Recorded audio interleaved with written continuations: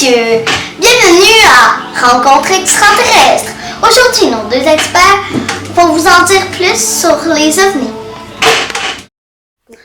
Sommes-nous seuls dans l'univers? Doit-on y croire ou seulement l'ignorer?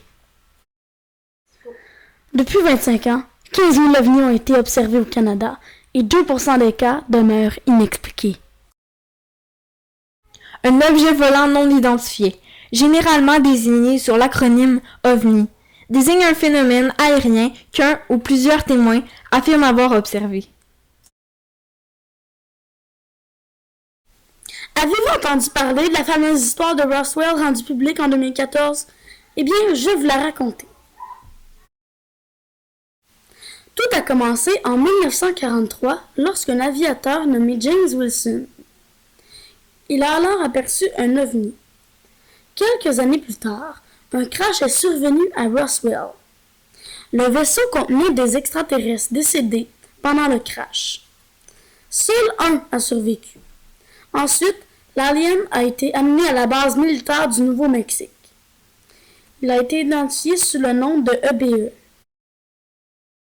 Eh bien, Madame Gauthier, que pensez-vous de cette histoire? Je suis très sceptique à propos des ovnis. C'est scientifiquement impossible. Le fameux crash de Roswell n'est qu'une arnaque. La vidéo publiée sur YouTube ne reflète que sur des effets spéciaux. Et vous, M. Tourneau, que pensez-vous de cette histoire? Les extraterrestres existent, c'est sûr et certain. Ne venez pas me dire que nous sommes les seuls dans l'univers. J'ai moi-même vu une soucoupe volante étant plus jeune. J'ai beau être une vieille croûte, j'ai toujours cru aux extraterrestres. Moi et mon collègue avons fait une recherche un peu plus approfondie sur cette histoire et pouvons conclure que cette histoire est totalement fausse, comme nous dit très bien Mme Gauthier. Alors Mme Gauthier avait raison, ce n'est que des légendes modifiées sur ordinateur. Mesdames et messieurs, je m'appelle Mélissa Prenon et vous avez écouté Rencontre extraterrestre.